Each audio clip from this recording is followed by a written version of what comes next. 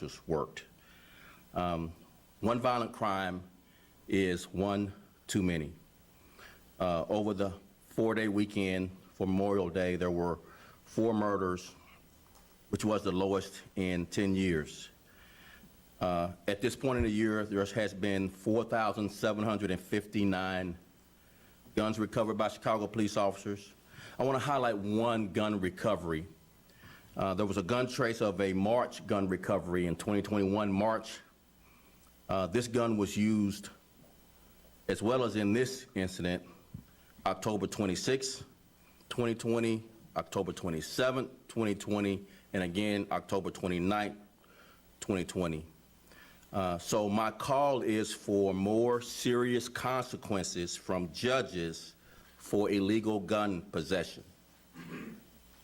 I'll now turn it over to Glenn Brooks, the Director of Community Policing, and I'll come back after Vaughn Bryant and take your questions. Thank you.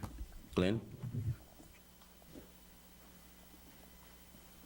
Good morning.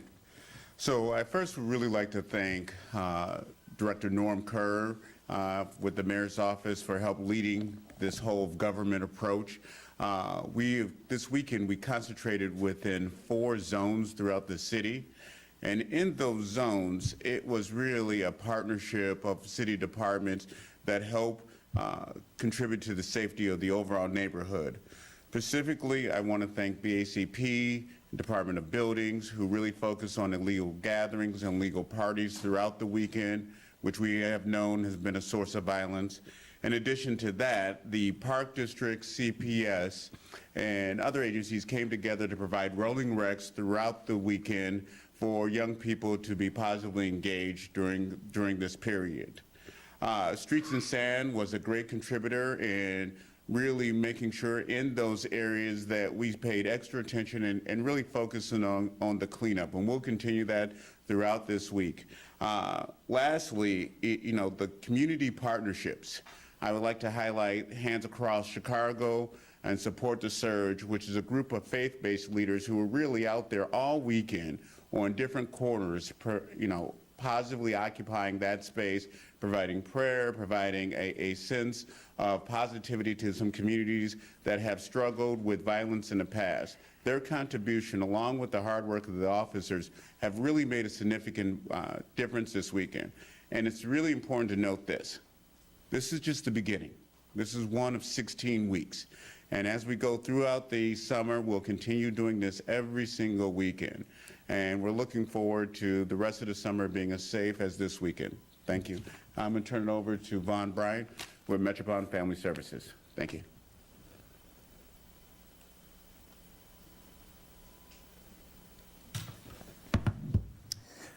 Thank you for having us. I'm Vaughn Bryant, Metropolitan Family Services, and standing with me is Yolanda Field at Breakthrough Urban Ministries. I want to thank you guys for having me here today. Wanted to just acknowledge Communities Partnering for Peace, one of the largest street outreach networks in Chicago, working in 28 communities, but our vast network includes Ready Chicago, Chicago Cred, and Activist Inc.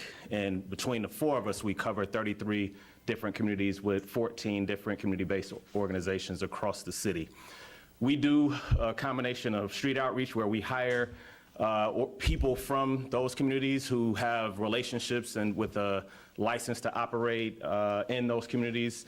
But we couple that with case management services to make sure that not only are we stopping shootings and killings and conflicts, but helping people move their lives forward with whatever services they need. That could be behavioral health services, it could be legal aid services, it could be job training.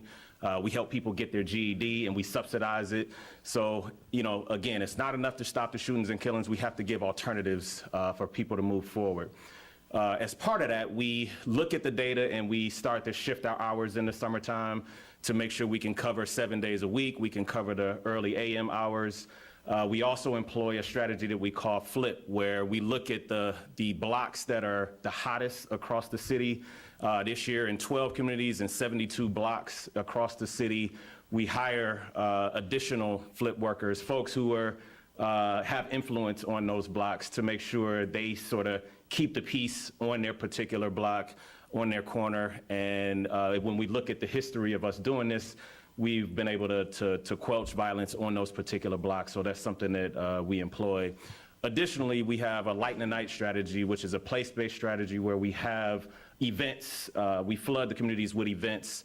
And this year, because of COVID restrictions, we're doing it more on a block-by-block basis, sort of having block parties where we bring out food. Again, things like rolling rec, we have activities to just make sure we flood the community with positive activities to drive out the negative activities. And so those are the type of strategies. Additionally, non-aggression agreements where we try to mediate conflicts and leave room for us to intervene, again, and help people move their lives forward. You know, we're here for the long haul. This is something that's not going to change overnight, but if we can continue to have this support and continue to build momentum, you know, our goal is to influence every Chicagoan in a positive direction, and we just appreciate the work that we're able to do in conjunction with Chicago Police Department. They have their particular lane, we have our particular lane, and we all have the same goal. Thank you.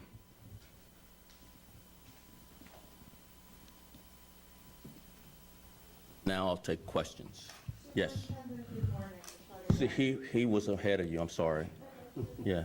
Steph, I was hoping to over the sometime. Superintendent, was there anything specifically you could point to that led to the lower numbers this weekend? Yeah, I think you heard it from Von Bryant. I think this collaboration can't be underestimated with street outreach and violence interrupters. Their influence in the community has been hampered by coronavirus. So last summer, because of the quarantine, they were unable to influence in the ways that they would have without the pandemic. And they have stepped up, even though we're not completely out of the restrictions, they really have stepped into the gap, particularly regarding some of our neighborhoods that are increasingly more violent than others. They're there till 2, 3, 4 o'clock in the morning with our Chicago police officers, intervening in ways that Chicago police officers can't to reduce the violence. That is the highlight of the difference, along with the whole of government approach. I think the mayor rolled this out on Friday. I think some people think we've heard that before. No, we haven't. That's a new approach. That's an approach that puts all hands on deck. It includes many departments being out in the field during the hours where violence is peaking based on historical data. And it's had a significant impact early on. One violent crime, one crime is one too many.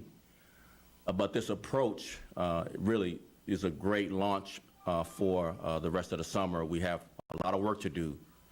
No one celebrated anything. 4 people lost their lives over the weekend. And we are in prayer for those families, but we're also determined to continue to have an effect on violence through this collaborative approach, this whole of government approach. Yes. Superintendent, obviously the numbers for this month are good compared to last year. But as Len mentioned, we still have 60 more weeks of summer. What are going to be the approaches that you will be taking over the next few months to make sure that this trend continues? Number one, I think we're increasingly more data-driven. And we look back over 3 years of data, it points us in certain neighborhoods, those 15 zones, those 15 neighborhoods, those 2 zones, I think is important for a hyper-focus. That's not to say the rest of Chicago doesn't receive a similar dynamic, but we're hyper-focused on the most dense parts of the city that have the highest violence. And then once we have success there, obviously we try to scale that success, increase capacity, while at the same time, you know, we're balancing officer wellness with this because, you know, last summer we went nearly 20 days with extended hours and canceled days off. That is not sustainable. And I focus grouped a lot of officers, several thousand officers over the last several months about how can we ensure you're well, but meet the demands of this job, this new landscape of policing that we're all experiencing in this social justice movement. And one of the things is they wanted notice, and we try to do that, give them more notice to get their personal affairs prepared for working longer hours and canceled days off. And they also wanted it to be purposeful, if that makes sense. Let's see the data. Well, we all know Memorial Day is a really high violence day, so that was not a difficult decision. Next is Father's Day. Is every year for some odd reason, somebody had to explain to me at some point, is increasingly more violent. And then there's 4th of July, and then there's Labor Day. So if we can, we want to, kind of pace ourselves along that trend line based on data. Yes. Patrick Mitchell, wtv. So have you already told officers to expect, have you already scheduled extended days and canceled days off for those specific weekends that you're talking about right now? Well, we don't have a crystal ball. Data says one thing, but we obviously have the experience day to day. So as our experience day to day between now and those dates, likely we could start sooner or start later. But we do want to be data-driven and understand kind of where the spikes are. We have talked to officers repeatedly, not just me, all the ranks, First Deputy, Chief of Patrol McDermott, First Deputy Carter. I mean, we've all spoken to our people about these are the dates from a historical perspective that are higher than normal. But we also day-to-day want to monitor when we might need to spend up more resources to ensure a couple of things. That officers who come to work who are not scheduled to be off have enough resources, enough officers there to protect them. We want to have this theme that we are our brother's keeper and our sister's keeper on this job. That's what we do. We take care of each other. So we want enough officers here so that the officers are safe. And once the officers are safe, then we can ensure that our plans are implemented to ensure the people of Chicago are safe. Any other questions? Yes. Superintendent with CBS 2. Just taking a look at the carjacking numbers, we know oftentimes these are repeat offenders and that they are violent offenders, have done it many times before, and they all do the electronic monitoring program. So what's being done differently to make sure they're not back there carjacking again and again? So we've seen since the height in January of vehicular hijackings a 51% decrease in vehicular hijackings. And as we repeatedly said, many of these offenders are juvenile offenders. They're younger people making this very tragic decision to, have a criminal record when we capture them. So we've done a couple of things. One, after the arrest and the charge, we feel like a follow-up, what's called a custom notification. We go for the juvenile, we go to their home, we talk to the parent, we bring social services with us. We offer not only the juvenile offender social services, we also offer family member social service when we go door to door to these young people we've arrested. And we've also worked with the juvenile courts to try to have better outcomes, other services as a condition of release, so that we can have a chance at changing their behavior. And obviously going off of that, we know, as you just mentioned, 51% down from January, so that's good, and part of it is because of that task force. But is there, I guess, a current solve rate of these carjackings? Because it seems that compare May, for example, to January, the number is still high, even though there's progress. Right, yeah, so one is one too many. We've had great success in capturing vehicular hijacking suspects along with those crews who can get charged with different offenses than vehicular hijacking, as you know, possession of a motor vehicle, of a stolen motor vehicle and other charges, criminal trespass of motor vehicle. So we charge the crews, once we capture the person, because they usually travel in crews, they get out and someone's driving and someone's a passenger and they actually drive the stolen car that they carjack off along with other people in the car. When we capture them, we try to charge everyone so that we can get a handle on everyone involved in carjacking. And that's proven to be successful. Likely sustainable over time. This is something that can be sustainable over time because it's a collaborative effort that includes not just Chicago police officers, it's a regional law enforcement approach that includes all of our regional, state, and other suburban police departments collaborating with us to have this effect. Any other questions? Yes. Gentleman out of Fox 32, does the resumption of school or school schedules have any impact on what you're talking about with these juvenile offenders? Some are not in school. and some who were in school really chose not to participate in virtual.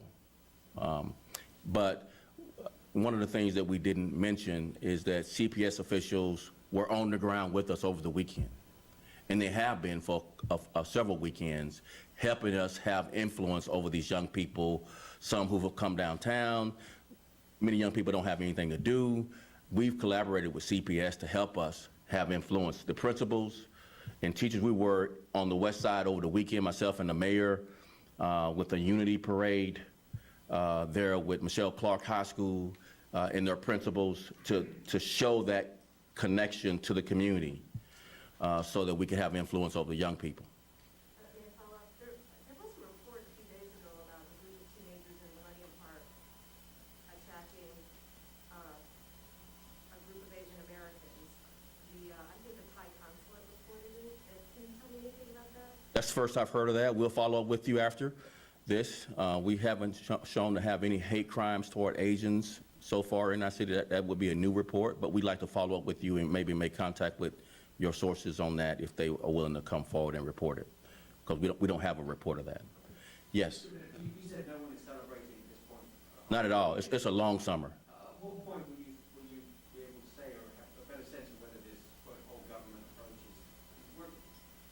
So there likely, for me at least, won't ever be a celebration. I'll never be satisfied. One crime is one too many. And I have this very, very far-reaching aspirational goal of Chicago being one of the safest cities in the country. So likely, there won't be a celebration coming from me. There's a lot of hard work. There's a lot of, obviously, things we can do better. We're working on all of that. We're going to hold ourselves accountable to the people of Chicago. They deserve this. They deserve our full effort and focus. Thank you very much. Oh, well, last question.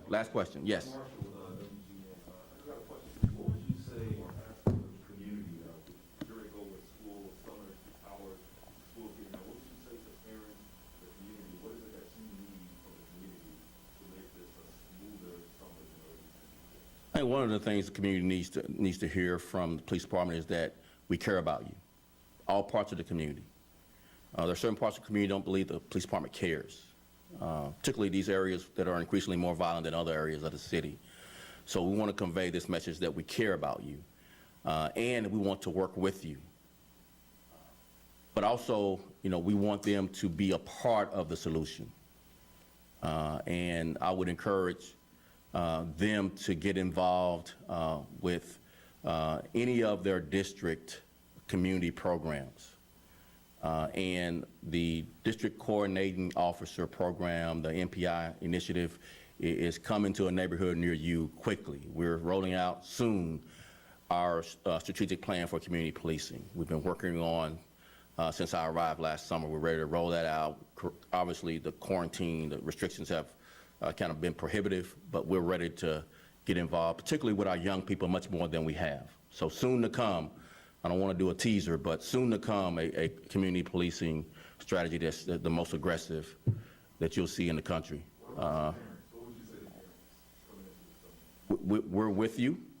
Come together and work with us with our youth programs. We want to keep your young people active and get them in programs that help. Reach out to us, and we'll respond in kind. I got a couple other questions, but you guys go in third round, but go ahead, you right here. Jen Salvo, NBC5. Yeah. So we're talking about, community policing and working together with the community. We also know that police officers have been working 12-hour days, and that's been something that's also hard on them and their families. How do we meet in the middle to ensure that Chicago is safe, but also that our officers are safe and healthy too? I think I answered that one. You have a new question? Yes, I just wanted to ask you to confirm that the anti-looting task force that was created last year was in fact resolved overnight, and if you just have any, results from the past year. Yeah, I'm gonna have Bureau Detective Chief Brendan Denahan come up and answer that, if you don't mind. Thanks, Brendan.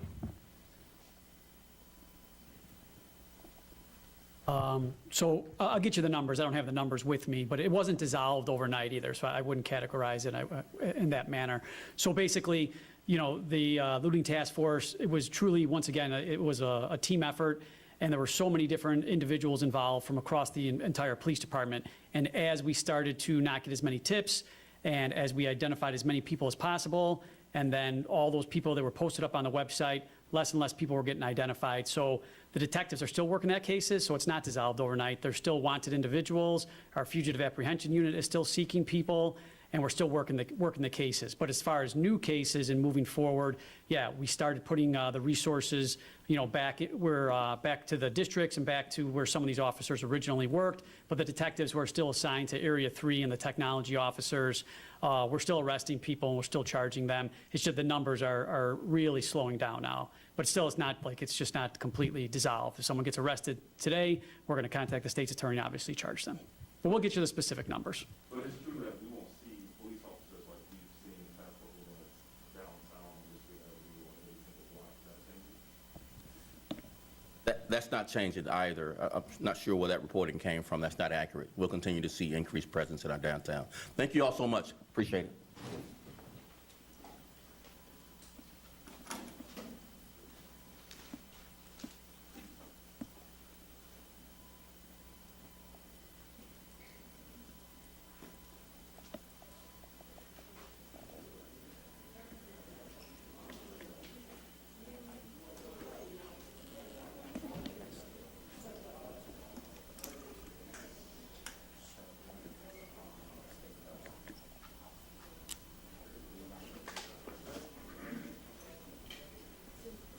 Oh, that's a good one. Try to read the passage with that, otherwise. Which one was that?